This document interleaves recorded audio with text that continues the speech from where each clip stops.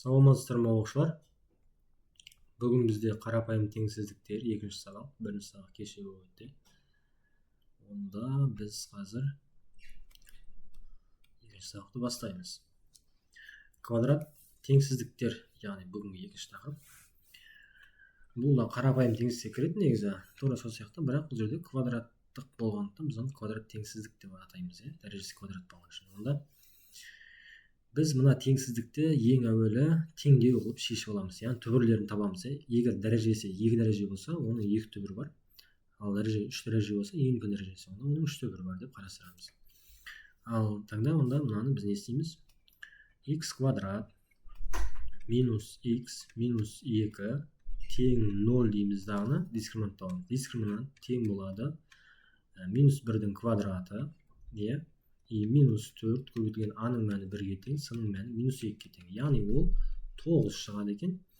Онда x бірінші, екінші түбірлер табатын болсақ, бұның алды минус 1 ғой, онда жаққа плюс 1 болып келеді. Плюс минус түбірдегі 9 бөлінген 2 көбейту аның мәні 1-ге тең. Онда екі түрлі жауап қарастырамыз. 1 қосылған түбірден 3 шығады, 1 қосылған 3 4 шығады, 4 2-ге бөлсек 2 шығады. 1 азайтылған түбірден 3 шығады. 1 азайту 3 бізде минус 2, минус 2-ні 2-ге бөлсек минус 1 шығады. Жақсы, менің даусым негізі ақырын естіліп отқан сияқты, қаттырақ сөйлейміз ау деймін. Жақсы, енді осы түбірлерді біз сан аралығына белгілейік балалар. Сан аралығына белгілейміз. Бұл сан аралығында минус 1 деген әрине кіші сан, және мен кеше айтып өттім, егер де ол бізден таңбаға қараймыз, егер таңба бізде қатаң емес деп берілсе, онда біз оны бояймыз. Және оған тік жақшаларды қоямыз. Ал егер де қатаң емес болса не болушы еді? Қатаң емес болса, біз оны боямаймыз, және оларға жай жақша қоятын боламыз. Осыны есте сақтаймыз. Жақсы, онда бізде минус 1 әрине сол жақта боялады, қатаң емес. Ал 2 оң жақта үлкен сан минус 1-ден, минус 1-дің оң жағына орналасуы тиіс. Ал енді осылар біз аралықтарға бөлеміз. Мысалы 2-ден плюс 6-ге дейіндегі аралық бір аралықта аламыз. Және минус 1 мен 2-ның арасын бір аламыз. Және минус шексіздіктен минус 1-ге дейін деп тағы бір аралықта қарастырамыз. Енді осы аралықтардың таңбасын анықтаймыз. Таңбасы деген плюс минус таңбаларды қабылдайды. Қай кезде? Таңда біз мына x-ның орнына, мына минус 1 мен 2-ның арасында қандай сан бар? Мысалға, мынада 0 деген сан бар, 1 деген сан бар. Кез келген біреуін аламыз да, x орнына қоямыз. Егер x-ның орнына 0-ді қойсақ, мысалы 0 минус 0, ол 0 шығады. 0-ден 2-ні азайтсақ, онда не? Минус 2. Яғни мына аралық бізде минус болады. Ал енді мына жақта мысалы 3 деген сан бар, 2-ден жоғары 4, 5, 6 кетіп еді. Онда 3 деген санды алсақ, кішірек санға бізге ыңғайлы. 9, 9-дан 3 есе 6, 6-дан 4, плюс 4 шықты. Демек мына жақ плюс деген сөз. Мына арадан біз мысалы минус 2, минус 3, минус 4 көп кетіп еді. Минус 2 бізге ыңғайлы сан, кіші сан. Минус 2-ні қойсақ плюс 4. Мына жаққа минус 2-ні қойсақ плюс 4 плюс 2 көп кетеді, 6 болады, 6-дан 4 шығады. Плюс 4 шықты. Онда мына жақта плюс болады. Байқап отырсаңыздар, плюс минус плюс болады. Мынандай бір кейде заңдылық дей ма, қасиет дей ма, осындай нәрсе бар. Егер мына жерде аның мәні, мына жерде 1 ғой аның мәні, 0-ден үлкен болатын болса, ол әрдайым плюс минус плюс деп басталады деп аралықтарға үйістіп, біріншісі міндетті түрде плюс болады, кейін ауысып кете береді. Минус плюс тағы да сызсақ, онда минус плюс ауысып кете береді. Ладно, онда осылай қарастырамыз деп түсінейік. Енді бізге қандай аралық керек? Мына жерге қараймыз. 0-ден больше, үлкен аралық керек. Онда біз 0-ден үлкен аралық деген сөз, 0-ден үлкен деген сөз, қандай сан? 0-ден үлкен санның бәрін не деп түсінеміз? Оң сан, мысалға айта алайық. 0 деген сан болса, осының оң үлкен болса, оң жағы 1, 2, дәл осылай плюс шексізге дейін кете береді. Яғни біз осы тек қана оң сандарды қабылдаймыз. Онда біз тек қана не істейміз? Плюс аралықтарды қабылдаймыз. Түсіндіре алдым ба? Егер де 0-ден кіші болса, біз қазір минус аралық белгілейміз. Осы аралықта минус 1 мен 2-ның арасын бояп қоямыз. Если 0-ден үлкен десе, онда біз плюс аралықтарға жүгінеміз. Плюс аралықтар тұр ғой, осыларды бояймыз осы 2 аралықты. Енді осы 2 аралық бізде жауап. Қайтып жазамыз жауапты? Әрине солдан оңға қарай, одан кейін арада үзіліп қалды ғой. Одан кейін қайерден басталды? 2-ден плюс 6-ге тағы басталды. Онда осы аралықтарды жауаппен жазамыз, біріктіріп. Онда жақсы. Минус шексіздіктен 2-ге дейін минус 1-ге дейін болады. Және ол жерде минус 1 боялғандықтан тік жақша болады да. Егер осындай арасы үзіліп қалатын болса, біз олардың арасына не деп қоямыз? Олардың бірігуі деп қоямыз. Бірігуі не? Тік жақша 2-ден плюс шексіздікке дейін. Себебі бізде 2 боялған, біз білеміз шексіздіктер әрдайым жай жақша қойылады. Түсіндіре алдым, Онда жақсы, келесіге өтейік енді. Келесі бетті әдемілеп жазайық. Мына бетте бізде қай жауап болды? Міне бізде В жауабы болды. Так, енді екінші бізде 2х квадрат минус 7х плюс 3 кіші 0-ден. Енді біз мына арада дискриминант шығарып алу үшін 0-ге теңестіреміз. 2х квадрат минус 7х плюс 3 тең 0. Дискриминант тең болады минус 7-ның квадраты азайтылған 4 көбейту а-ның мәні 2-ге, с-ның мәні 3-ге тең. Минус 7-ның квадраты 49, минус 4-ге 2 өтсек 8, 8-ге 3-ге өтсек 24. 49 алу 24, 25. Ал енді біз түбірлерін табамыз. X бірінші, екінші түбірі, онда минус 7, бұның мәні. Тогда ол плюс 7 болады. И плюс минус түбірдегі дискриминанттың мәні 25. И бөлімінде 2 көбейту а-ның мәні 2-ге тең. Тогда 2 жауап қарастырамыз. 7 қосылған 5, 12, 12-ні 4-ке бөлсек 3 шығады. 7 алу 5 бізде 2, 2-ні 4-ке бөлсек, онда не болады? 0,5 болады, яғни 1 бөлу 5 деп, 1 бөлу 2 деп жазамыз 0,5. Яғни 2, 2-ні қысарып кетті, үстінде 1, астында 2 қалады, 2-ден 1 алады. Жақсы, енді осыны аралыққа белгілейтін боламыз. Аралыққа белгілейміз. Енді осы аралықта 3 деген сан үлкен сан, ол әрине бізде қатаң болғандықтан ол боялмайды. 3 және мұнда 2-ден 1, ол да боялмайды. Енді осындай аралықтарға бөлеміз и таңбаларын анықтаймыз. Таңба санақтау жаңа айттым, мына арада қандай сан бар? Мысалы 0,5 қой, 2-ден 1, 0,5 пен 3-тің арасында қандай сан бар? Мысалы 1 деген сан бар, бүтін сан. Бізде ыңғайлы 1 дәфа қойып, мынаны 2 көбейту 1-дің квадраты 2, азайтылған 7 көбейту 1 7, 2-ден 7 азайтсақ онда минус 5, минус 5-ге 3-ті қоссақ, минус 2. Яғни мына аралықта бізде минус шығады екен, а мына аралықта плюс шығады екен. Жаңа есімізге түсті ме? Егер а-ның мәні 0-ден үлкен болса, бізде а-ның мәні 2 қой, ол 0-ден үлкен ғой. Тогда біз не дейміз? Плюс, минус, плюс деп белгілейміз. Міне плюс, минус, плюс. Түсінікті, Енді осы аралықта бізде 0-ден кіші аралықты сұрап жатыр, Онда 0-ден кіші аралық минус аралық. Онда бізде мына минус аралық қоямыз. Осы аралықта қандай жауап тұр? 2 нүктемен шектеліп тұр, соларды солдан оңға қарай жазамыз. Яғни ол 2-ден 1-ден бастап 3-ге дейін екеуі де жай жақша. 2-ден 1-ді кейде 0,5 деп жазу мүмкін, балалар, онда былай жазамыз жаққа. 0,5-тен 3-ге дейін жай жақша екеуі де боялмаған. Онда сол жауапты қарастырып көрейік. 0,5 пен 3-ге дейін деген міне а жауабы тұр екен. Түсінікті, енді келесі. Бұл жерде де қарайтын болсақ, дискриминантқа келіп тұр, квадрат теңсіздік. Енді 2х квадрат минус 5х минус 3, давай сразу тең 0 деп жазайыншы. Дискриминант тең болады, не болады бізде? Минус 5-тің квадраты азайтылған 4 көбейтілген 2 көбейтілген минус 3, минус 3. Енді бұл минус 3 неға көтсек, мына плюс деп қойдады ара. 25 не болады? Қосылған қанша болады? 8, 24 болады, 24 болып кетеді. Сонда бұл 49, яғни 7-ның квадраты деп түсінуге болады. Келесі 2 түбірін табамыз, x бірінші, екінші түбірлер. Онда минус 5 қобаның мәні плюс 5, плюс минус түбірдегі дискриминанттың мәні 7-ның квадраты, енайға қысарып кетеді деп түсіндірсек болады. Бөлімінде 2 көбейту а-ның мәні 2-ге тең. Ал енді былай істейміз. 5-ке қосамыз, түбірінен 7 шығады. 5-ке қосамыз 7-ні 12, 12-ні 4-ке бөлеміз, тогда 3 шығады. 5-тен азайтамыз 7-ні минус 2, минус 2-ні мына санға бөлсек, минус 1 бөлінген 2. Яғни мынаны кейде минус 0,5 деп жазады, бала минус 0,5 деп жазады. Осыны 2 жауап шығады. Давайте біз қарастырмай қойып. Өйткені мына жақтың бәрінде 0,5 екен. Жақсы, енді осыны сан аралыққа белгілейік, балалар. Сан аралыққа белгілейміз. Минус 0,5. Арада минус 0,5. Минус 0,5 боялма, боялмай ма деген сұрақ қояйық. Ол үшін мынаған қараймыз. Мына таңба қандай? Қатаң емес. Тогда ол боялады. Ал бізде 3 деген сан боялады. Себебі ол қатаң емес, теңізден шығып тұр. Ал енді оны аралықтарға бөлеміз. Таңбасын қалай анықтаймыз? Жаңа мен айттым. Нарада қандай сан бар? Минус сан мен оң сан арасында әрине 0 деген сан бар. 0 деген бүтін сан. Бізде 0 өте көмектесетін сан бізге. 0-ді қойсақ орнына 0 болып кетеді, 0 болып кетеді, 0-ден 3 айтсақ минустан шығады. Минус, мына жақ плюс, мына жақ плюс. Неге мына жақта екі жақты сразу жаза саламын? Себебі мына А-ның мәнін қараңыздар, 0-ден көп, 0-ден көп болса болды, теріс сан болмаса болды, главный. Оң сан болса сразу плюс, минус, плюс жазсам болады. Енді менде мына арада не сұрап тұр? 0-ден үлкен аралық сұрап тұр. Онда бізде тек қана плюс аралықтарды бояйтын боламыз. Онда мына жақта минус шексіздік, мына жақта плюс шексіздік и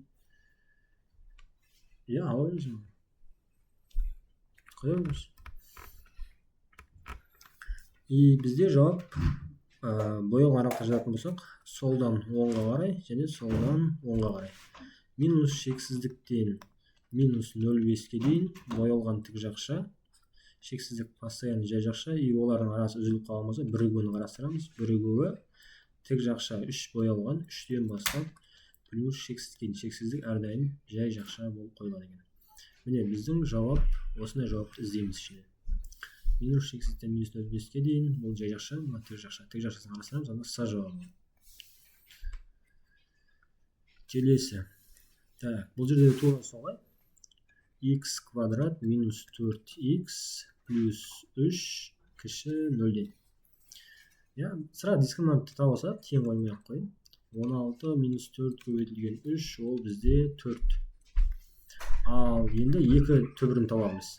2 түбірін табатын болсақ, мұнда минус 4 қой бұның мәні. Онда плюс 4 қояды, плюс минус түбірден 4-тен 2 шығады. Сразу жаздаса орта, 2 көбейту аның мәнін бірге тең жазып қойын. Тең болады 4 қосылған түбірден 2 шығады, оны астында 2-ке бөлетін болсақ, не болады? 3 болады. Ең жақта 4 азайтылған 2, бөлімінде 2, таңда 1 шығады. Міне 3 пен 1 деген жауапты алып алдық. Енді олардан неге саламыз? Аралыққа саламыз. Бұл жерде бұл таңбаға қараймыз, ол қатаң болып тұр, сондықтан оны боямаймыз. 1 сол жағында 3-тің, 1 сол жағында, ал 3 1-дің оң жағында. Ал енді оларды аралыққа осылайынан бөлеміз. Мына арада мысалы 2 деген сан бар, екеуінің ортасында, 1 мен 3-дің ортасында. Онда 2 деген сан апарып орнына қоятын болсақ, 4 болады, азайтылған 8 плюс 3, таңда не шығады нерден? Минус 5 қосу 3, ол минус 2 шығады. Яғни арада минус. Қараңыздар, мына жақ плюс, мына жақ плюс. Неге бұлай болды? Бізде аның мәні жерде 1-ге тең ғой. Таңда 1-ге тең болса, онда ол 0-ден үлкен ғой. 0-ден үлкен 1 деген. Таңда біз не деп айтсақ болады? Плюс, минус, плюс деп айтсақ болады. Тура жаңағы ереже не істеп жатыр? Бәріне орындалып келіп жатыр, байқасаңыздар. Онда бізге қандай аралық керек? Қараймыз. 0-ден кіші. 0-ден кіші десе тек қана минус аралық бояймыз, если 0 үлкен деп айтса, нерде наоборот без таңба. Онда біз плюс аралық бояйық. Онда жауап жазамыз. Осы боялған аралық қай нүктелермен шектелген? 1 мен және 3 шектелген, Олар боялмаған. Онда жай ғана 1 мен 3-тің арасында жай жақшаны жазамыз. Міне бізде да жауап болып тұр екен. Келесі. Тура солай, дискриминантты бәріміз уже үйреніп қалдық деген ойдамын. Либо біз былай істесек болады. Вет қолдансаңыздар да болады. Если вет жақсы білсеңіздер. Ну ладно, давай шара берейік аралай дальше. X квадрат минус 5x плюс 4 кіші 0-ден. Бұның жауаптарын вет арқылы табатын болсақ та болады негізі. Мен сразу айтасам болады, просто түсінбей қалмай тұрмын. Ладно, давайте дискриминантты айтып кете берейік. Мен либо бүйтесем болады, тұрған жерінен ше. Ветпен тапсам болады да, мысалға. Бізде вет қандай еді? Так. x1 қосылған x2 тең минус пи еді, дұрыс па? Ал екеуінің көбейтіндісі неге тең? Q-ға тең. Тағда біз 2 түбірді қосамыз, бізде пидің мәні неге тең? Минус 5-ке ма? Онда бұлай жасаймыз. x1 қосылған x2 тең минус 5 қой. Мұнда әкеп қойсам минус 5-ті, мысалы минус 5. Минус пен плюс деп көдетті, онда плюс 5 шығады. И мұнда жерге x1 көбейтілген x2, бізде мұнда q деген мына сан ғой, міне q деген мына сан, p деген мына сан балалар. Енді бізде q-ның мәні +4 қой, таңда +4. Енді ойланамыз, екі бірдей санды қоссам, то есть екі әртүрлі санды қоссам 5-ке тең, екі әртүрлі санды көбейтсем 4-ке тең. Қандай сандар болуы мүмкін олар? Онда олар әрине 1 мен 4 деп айта салуға болады ғой, дұрыс па? 1 мен 4. Виет негізі оңай, просто сіздерді түсінбей қала ма деп тұрмын да. Экран ашылып тұр ма? Жабық сияқты ма? Так. Ладно, түсінікті иә? Енді x1-дің жауабы неге тең екен? 1-ге, x2-ның жауабы 4-ке тең. Бұл виет бойынша шығарып тастады. Жаңа біз дискриминант бойынша шығардық қой, енді виет бойынша шығарды. Главный біз түбірін тапсақ болды балалар. Ол виет бола ма, дискриминант бола ма, жоқ көйшіктеу бола ма, ода разница жоқ. Главный дұрыс тапсақ болды түбірін. Жақсы, ары қарай кеттік. Енді біз ары қарай не істейміз? Так, ары қарай сан аралығын белгілейміз да. Сан аралығы 1-ді белгілейміз және 4 белгілейміз. Олар боялмайды. Не себепті? Өйткені ол қатаң болып тұр. И аралықтарға бөлеміз. Давайте сразу таңбасын табайықшы. А-ның мәні неге тең деді? Қара, А-ның мәні 1-ге тең. 1 деген 0-ден көп па? 1 деген 0-ден көп қой, дұрыс па? Если А-ның мәні 0-ден көп болса, не дейміз? Плюс, минус, плюс деп белгілейміз. Тогда плюс, минус, плюс. Бізге қандай аралық керек? 0-ден кіші. 0-ден кіші болса, біз минус аралық қоямыз үнемі. Тогда жауап жай жақшамен жазылады. 1 мен 4-тің арасы. Ол да жауап. Түсінікті деген ойдам. Кеттік келесі. Так. Мына цветін қалай өзгертеміз? Қараға өзгерте болсаңызшы. Қызыл жаман көрініп қалды. Так, жақсы. X квадрат минус 2x минус 3 дейді. Ал бұл жерде қалай жасаймыз? Дай мен бұның басқа тәсілін көрсетейін.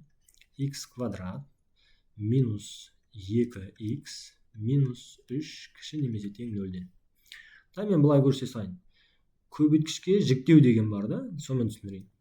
Онда мынаны мен, мына көршімнің коэффициенті 1 ғой, жерде, мына көршімнің коэффициенті 3-ке тең, өзі сан ғой, 3-ке тең. Онда мен минус 2-ні 1 мен 3-ті қатыстырып, минус 2 шығатына жағдай жасаймын. Қалай?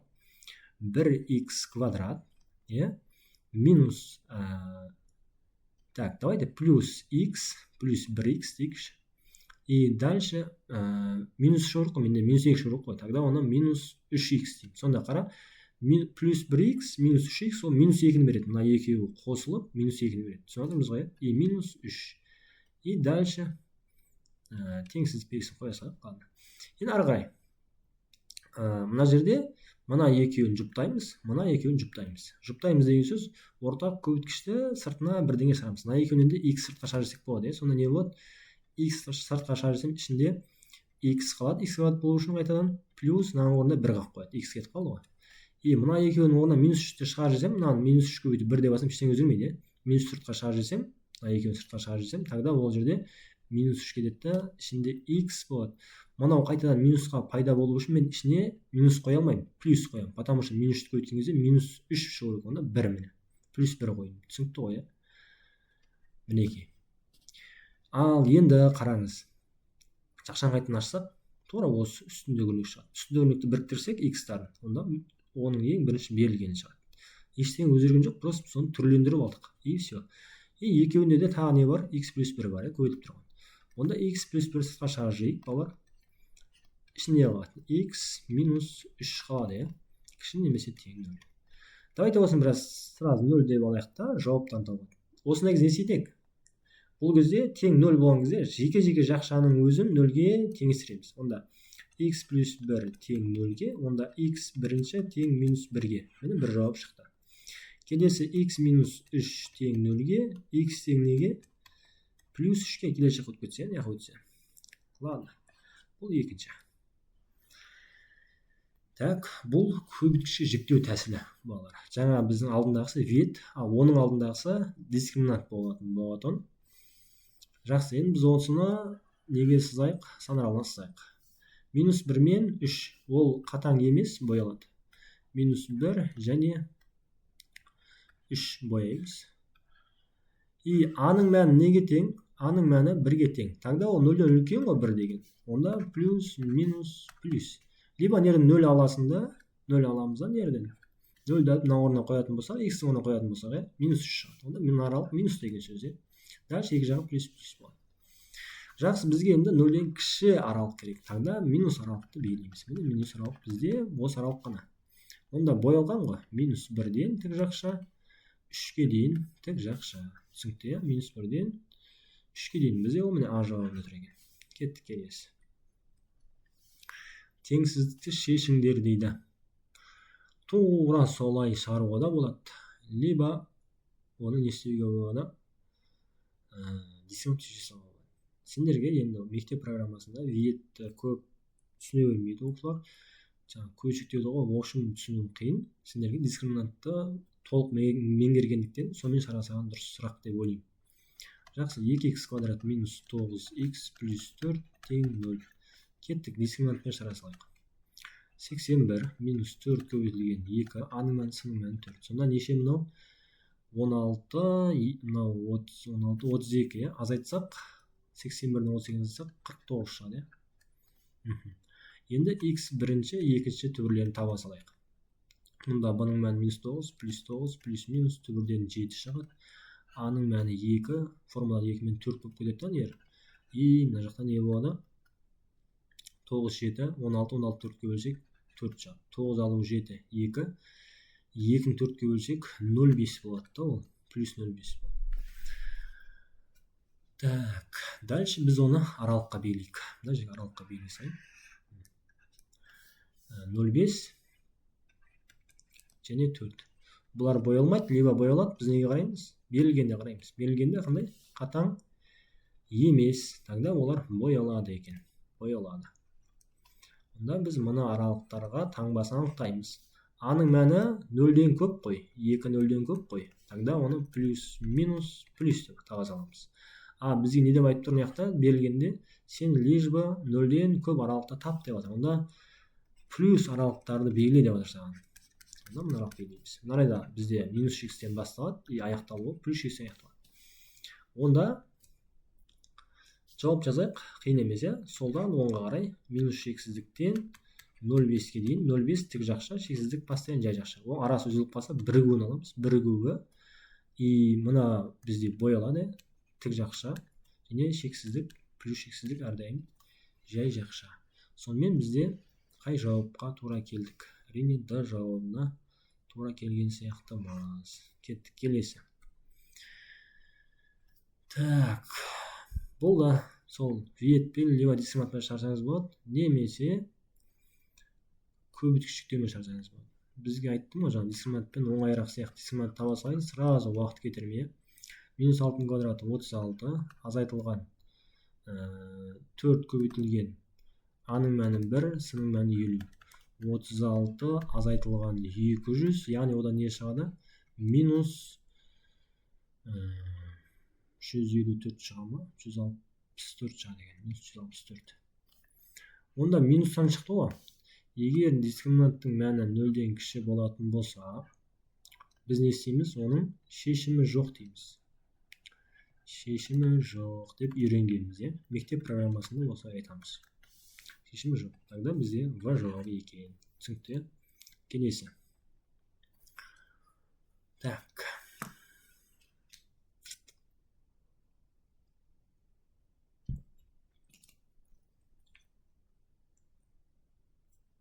Бұл арада қиын ештеңе жоқ.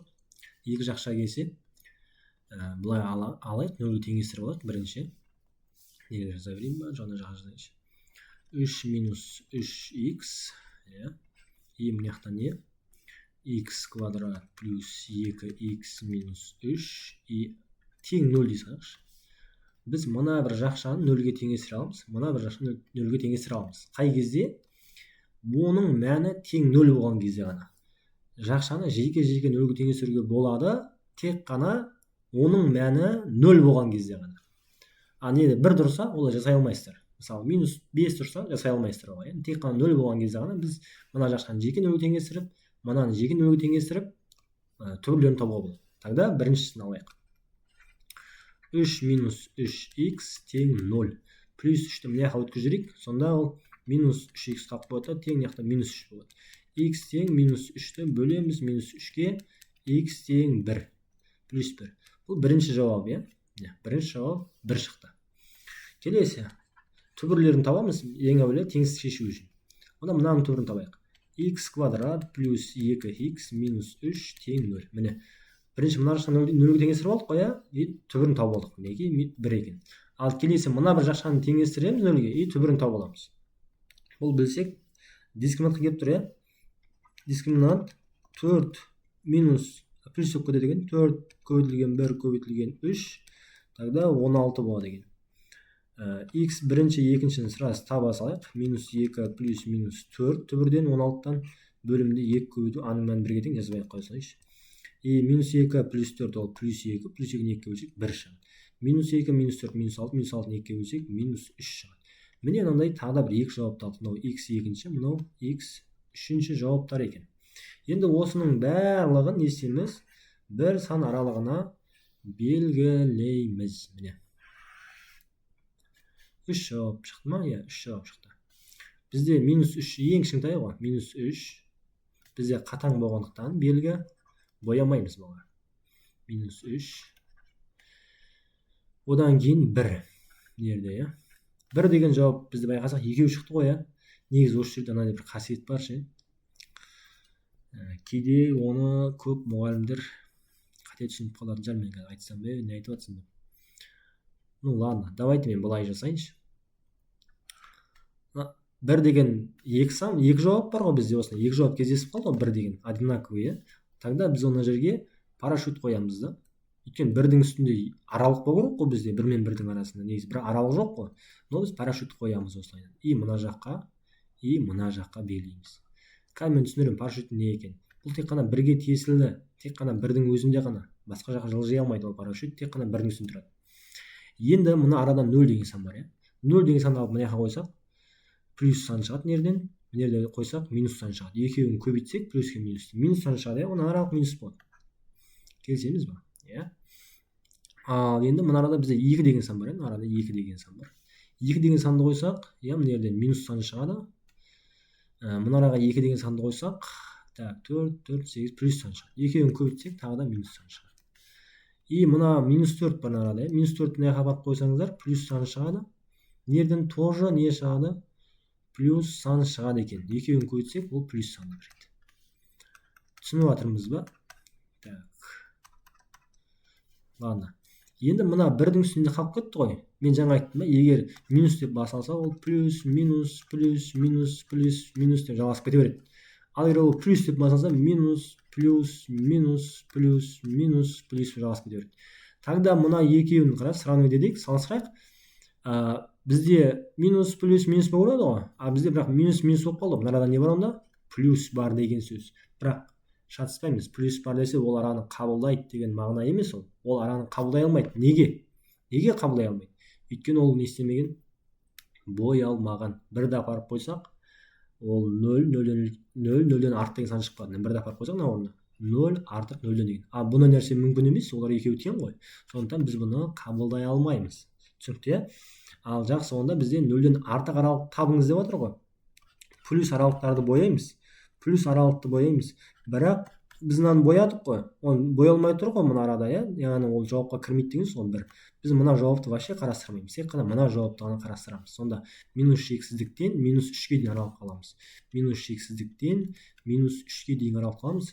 Ол екеуі де жай жақша, өйткені минус 3 боялмаған, ал шексіздік білесіздер постоянно жай жақшамен қойылады екен. Сонда бізде ол С жауабын береді екен балалар. Жақсы, тура сондай тағы да бір есеп, бірақ таңбасы қатаң емес екен. Онда мына бір жақшаны жеке нөлге, мына бір жақшаны жеке нөл теңестіріп, сразу мен түбірлерін табуға кірісейін. X минус 3 бірінші жағдаятта тең нөлге, яғни бұдан шығады X тең 3-ге. X біріншін тауып алдым, 3 екен. Келесі мына бір нәрседен дискриминант тауды үйренейік.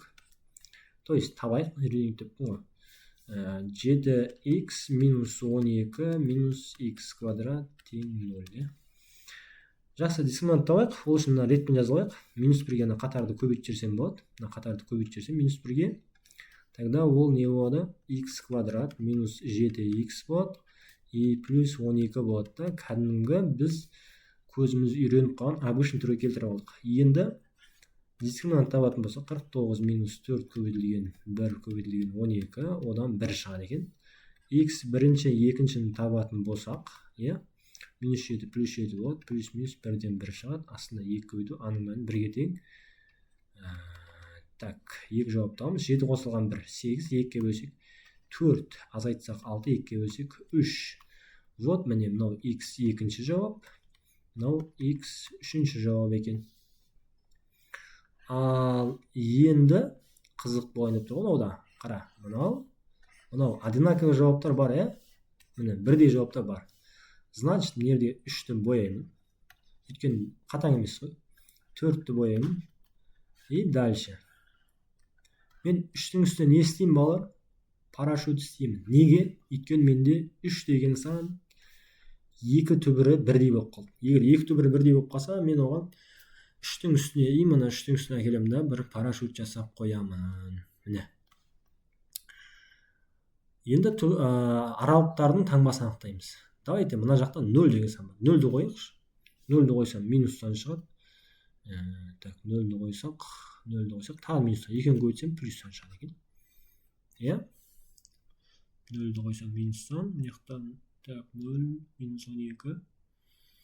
Дұрыс, минустан шығады. Дальше кедесі бізде мына арадан так, 3,5 деген санды қойып берейік. Оң сан 22,5 азайтсақ 3,5 10,25. Так, 22,25 10,25 10 минустан шығып кетеді ма? Плюстан шығады екен. Плюстан шығады. Тогда бұл жерде плюс аралық болады. Қателеспесем. 3,5 10,25 12,25 болады да. И мынаяққа 21 3,5 24,5 24,5. Дұрыс, плюстан болады. Оны плюс аралық. И мынаяққа 5 қойып көрейікші. 5 қойсам плюс аралық. Мына бірінші шақтан плюс шығады. 5 қойсам 35, ал 12 23, так. 23 25 минус аралық шығады екен. Екеуін көбейтсем 5-те одан минустан шығады. Мен түсініп отырмыз. Егер 2 оң санды көбейтсек, оң сан шығады, ал әртүрлі таңбалы сандарды көбейтсек, онда теріс сан шығады екен. Онда мынаяқ минус шығады. Енді 3-тің үстінде қандай таңба болуы мүмкін? Егер оның екі жағы плюс болса, біздің заңдылыққа сәйкес олар минус болып кеткен. Неге? Плюс, то есть минус, плюс, минус, плюс. Немесе егер плюс болса, мысалға плюс, минус, плюс, минус болу керек. Бірінен кейін бір орналасу керек қой. Ешқайсысы қалып кетпеу керек арада. Жақсы, енді бізге қандай аралық керек? 0-ден кіші аралық керек. Тогда біз минус аралықтарды белгілейміз. Так, бұл жерде ескереміз бір нәрсені. Мына 3 боялып тұр ма? Жауапқа кіріп тұр ма? Боялды деген сөз жауапқа кіріп тұр. Жаңа біз боялмап едік мына жерде, міне. Жерде боялмады ғой, мына боялмады ғой. Сондықтан біз оны жауапқа алмадық қой, міне крест қылып қойдық. Ал бізде боялса, онда жауапқа аламыз. Екі жақты да. Мына жерде жауапқа аламыз, мына жауапқа аламыз. Онда 3 деген жауаптың жалғыз өзі болса, осылай белгілейсіздер да, и ол бірігеді. Мына 4-тен бастап плюс шексізге деген жауап бар боялған жер. Осы екеуін қосқан кезде жауап болады бізде балар. Так, В жауабы екен ғой, В жауабы. Түсінікті, орындар бүйтіп ауыса береді. Бірінші 3 тұрса да жауапта, кейін тұрса да бәрібір. Жақсы балар, сау болыңыздар. Сабақ аяқталды. Так. Шықпайды ғой.